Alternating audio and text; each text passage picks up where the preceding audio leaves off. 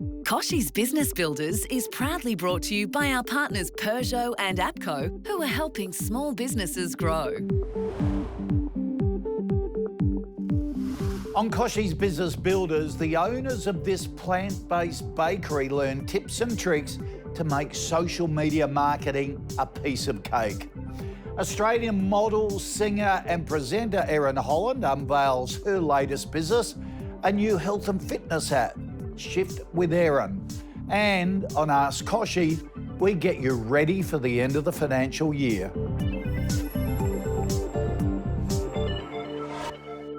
G'day and welcome to a brand new series of Kochie's Business Builders. Can you believe we're back for our 13th year with the show that's all about making you and your business a success? And in case you didn't know, our website at kochiesbusinessbuilders.com.au has news and expert advice every day that can help you get ahead. Well, it's great to have you here because you're in for a real treat. In this case, a vegan one. We're going to kick off with a wonderful business called Compassionate Kitchen, who were crowned Australia's favourite family business in our competition last year. And we're going to get them some help to take their marketing to a whole new level. Hi, I'm Jo.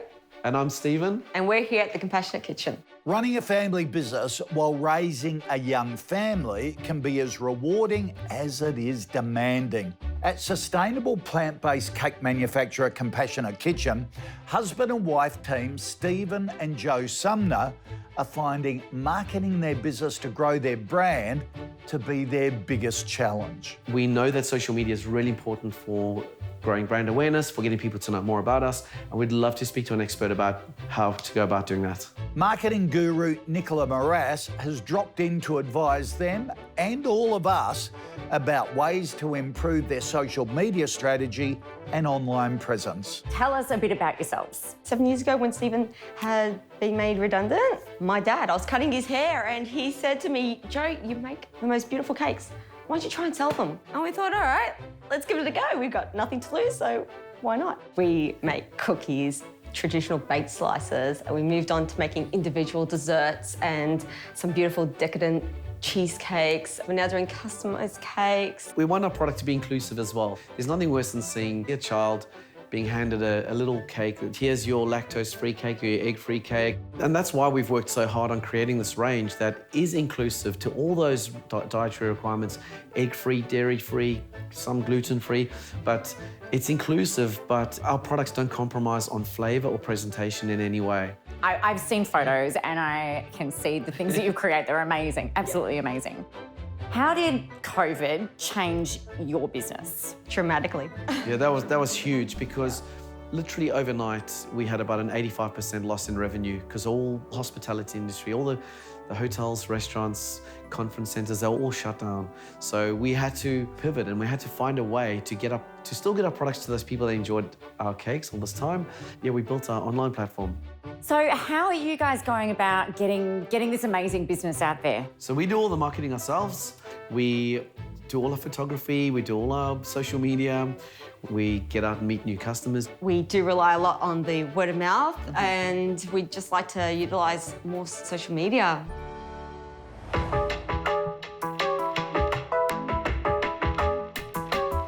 Hey, it's Sabri Subi here, the founder and head of growth at King Kong, and I'm here today to share my 3 top tips.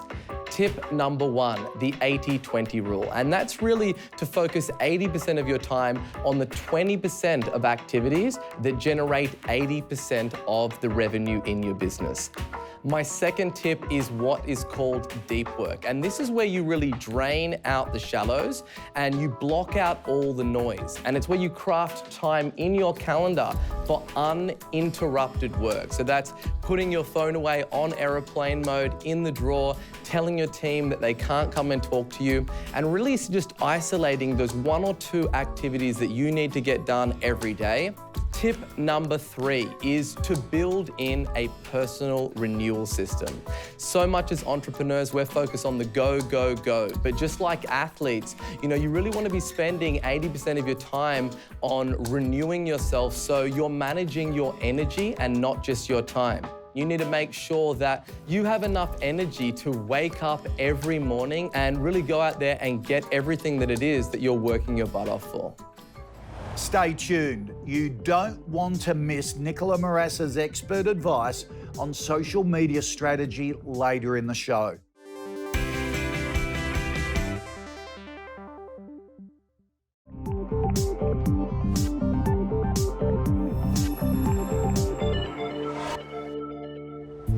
So Nicola, a business our size in the hospitality industry, what sort of tools and strategies could we use to grow our customer base and grow that brand awareness? The thing with social media is that people only see about 10% of what you post. Yeah. So one of the things that you really need to start working on is really growing your visibility on the platforms where people are. So you're looking at Facebook and Instagram is what I would recommend for your business. So really making sure that you're posting regularly and consistently so that people are expecting to see the latest Joe creation and the latest Steve invention and the most amazing things that you've been able to create, and you've just got to build up that visibility. Well, social media is super visual. One of the things, again, that we want to be thinking about is increasing your visibility and being everywhere. So you might be thinking, oh, how about we post maybe 3 or 4 times per day? That helps you grow your visibility and they see it more frequently, and then they start to get to know you, like you and trust you, which is when they'll buy. And there's quite a lot of posts to get through. So is there any way for people like us that are time poor to get around that? Absolutely. So I'm a huge fan of scheduling as much as you can, and then also throwing into the mix some of those in the moments. So it might be a job where you sit down maybe once every couple of weeks and you pre-create a whole ton of posts. So they can be motivational quotes, it can be information about being vegan, it can be things about being inclusive, it can be recipes. We don't want you to have to think too hard or spend too much time doing this. And then you throw into the mix the Joe decorating the beautiful rainbow cake you were telling me about earlier with all the lollies falling out, or your children doing something at a cafe, or things like that help us to see the things that really make you you and make you different, sharing your family values and why inclusivity is so important to you. That's what our audience and your audience really want to know and hear about. And how does that get received when somebody opens up an order from you? What happens? What's their reaction? We love all the emails, photos, videos that we get from our customers. Just the joy to share that with us is just amazing, and it's really special. That's amazing. You need to put that on social media. So anytime someone emails you photos, videos, anything, put it straight up. Yeah. That's that social proof that social media is so good for, and you can't buy that. So put all of those good news stories, all your testimonials, all of that feedback, get it up on there so we can all be a part of that as well. Fantastic insights there from Nicola Marass. If you want to learn even more from her, sign up to our Business Booster online course, a free course to help you supercharge your sales and marketing. Sign up on koshesbusinessbuilders.com.au.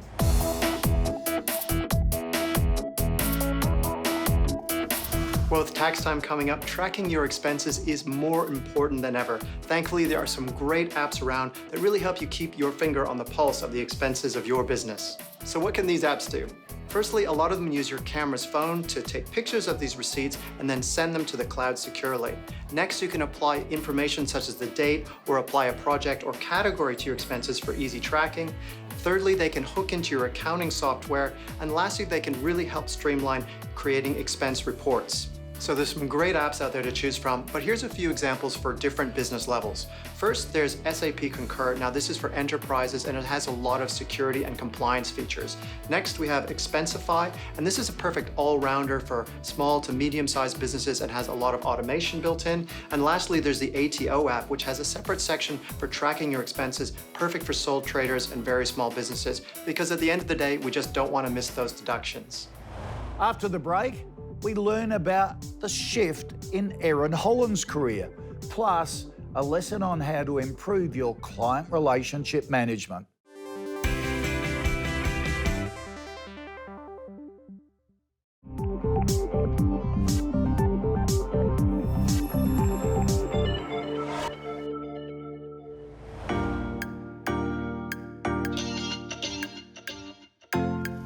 Hi, my name is Erin Holland and I was a former Miss World Australia, turned TV presenter on Channel 7. Miss World Australia, that was a really interesting time in my life and wasn't something I ever thought that I would do. But I saw a real opportunity to create some sort of a profile and a name for myself. The older I got, the more I realised the health is wealth sort of ideal was incredibly important, and I couldn't keep living the life that I was living, all the travel, the long hours. So the idea for Shift came from constantly being asked the question, how do you stay fit? What do you eat? How do you stay healthy? And me not ever feeling comfortable enough to give that advice out because, you know, I'm not a trained nutritionist or a dietitian or a PT. This is all information that I've gathered in my time working with some of the best in the biz through the industry, but not everyone's lucky enough to have access to that kind of information. So I felt really passionately about creating a resource that would actually suit everyone out there. So it's not a one-size-fits-all. I think we can all agree that health and fitness and general well-being is not one-size-fits-all, and that looks different the older that you get. So Shift came from, you know, wanting to have a resource that I could direct people to that I thought, you know, could really actually service the majority of people out there.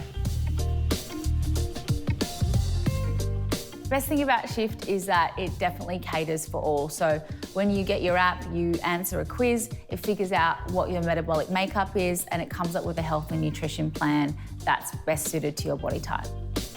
We've all got different bodies that process foods in different ways. So some people look at a carb and put on weight that they don't want in certain areas. Other people absolutely need carbs as part of their diet. And depending on how old you are and what your goals are that you're trying to achieve, that completely dictates the sort of program that you get from Shift. One of the other features I absolutely love about Shift is that it comes with all of your recipes and the methods. So I get a shopping list each week, I put in my dietary requirements, and it gives me all of my snacks and my meals for the week and a good little shopping list so I can tick off things when I go to the supermarket. Shift gives you a whole bunch of at-home workouts in 15-minute intervals. So you could choose to just do one 15 minutes, or you could do a few and make up a whole hour workout, which is what I love to do with the app. We've got thousands and thousands of subscribers so far, which is amazing. We only launched a few months ago, and yeah, the response has been fantastic. The best business advice I ever received is that you've got to think of the long-term goal. It's very easy to get diverted by the offer of something that seems like a great idea or maybe a quick fix, but long-term is always the goal, and I'm here for a long time, not a short time.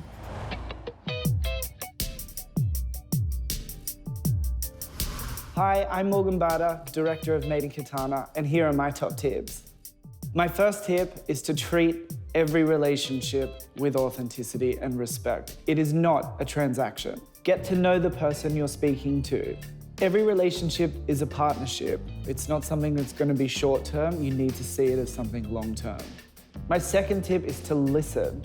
Listen to what people are saying, engage with them, and show them that you care. My third tip is, for longevity in business, you have to treat every relationship as a partnership. Don't see the short-term goal, look for the long-term goal and work on it together. After the break, join me in studio where I'll be discussing recent research around the sacrifices small business operators made to stay successful during COVID. I'll also be answering your Ask Kochie questions around what business owners should be thinking about this tax season.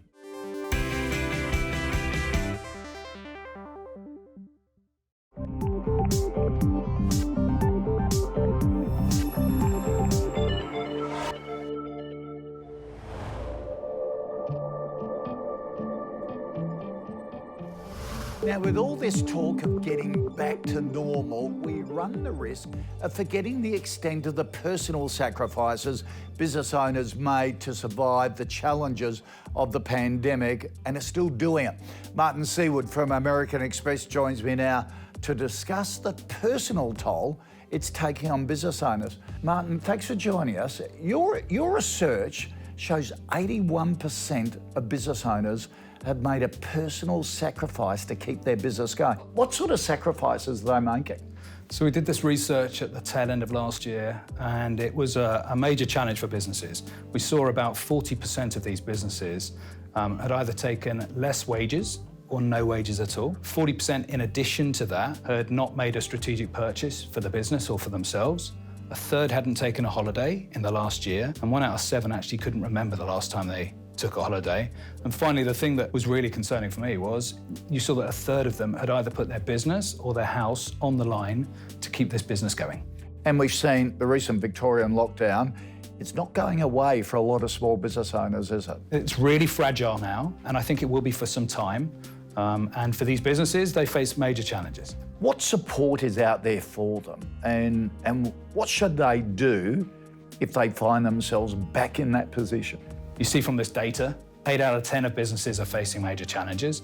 The government understands that the small business sector is the lifeblood of the economy, so they've done a lot here. But understandably, a lot of small businesses don't understand all of the visibility to what's available. A couple of things I would say. First of all, they've got tax write-off credits that they can use for investments. And then secondly, there are some hiring credits that the government is putting out for younger staff. And then finally, you probably would have seen in the recent budget, there are a number of initiatives to show that the government's thinking about them. I talk to a lot of politicians who say, we put all this support out there, but often it's not taken up. It's being aware of it and chasing it, isn't it? For sure, these small businesses are looking after their customers. That's what they do so well. Often they're not thinking about this. So I'd encourage them to get to business.gov.au, have a look. If it's available, take it. What I loved about your survey was that it actually showed that small businesses are living, breathing human beings, and many have partners involved as shareholders.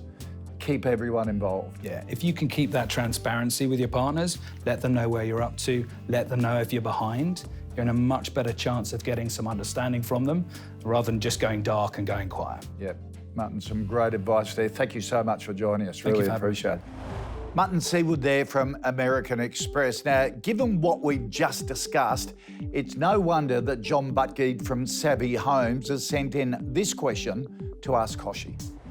Hi Kochie, I'm John Butgee, Director of Savvy Homes. I've been in business for 19 years, so I'm confident with what I need to do when it comes to end of financial year. But with COVID-19, there have been a lot of changes to tax incentives and rules. So my question is, for small business owners, what are the main things they should consider coming to June 30 this year? John, well done on 19 years, and being in the property game, you would be flat out at the moment, but this really is the question on everyone's lips right now. To help weigh in on this, we're joined by financial advisor Vince Scully. Vince, good to see you. Great to be here. What should business owners be focusing on? Particularly in the construction industry, the instant asset write-off has been increased to $50,000. You know, you can buy an asset today and get an instant tax write-off for it. Of course, that's not an excuse to go and buy a fancy ute that you don't need, but it's a great opportunity. And then, of course, there's the loss carryback option, which allows you to offset losses you made this year against profits from previous years. This is really important because businesses that have struggled and done it tough this financial year because of the pandemic, if you've had previous good years, it just makes an enormous difference. It does. I mean, they're worth 29 cents in the dollar. We just heard from the American Express survey the incredible personal sacrifice that business owners have made over the last year or so. How should you be linking your own personal finances to your business wealth? That's a really good one. One of the biggest problems for small business people is we get obsessed with our businesses. And so we think, well, that's the best place I could be investing. And we often forget our own personal finances. So it's really good to make sure that you're taking enough out of the business to hedge against something go wrong in your business and to make sure you've got some non-business assets. Many of us think that our business is our retirement, but you've got to bet on someone wanting to buy it when you want to retire. And of course that leads to super as well. Super is the most tax efficient way of investing. So make sure that you're paying yourself the super. Your superannuation contributions leading up to the end of financial year, it's deductible in the business. It transfers wealth out of the business to you personally. Keeping it away from your creditors.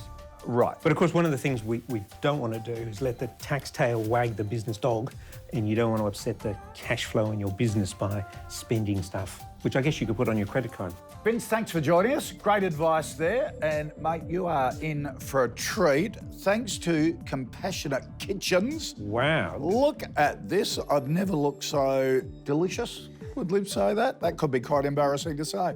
But thank you to the team there, and we will enjoy this.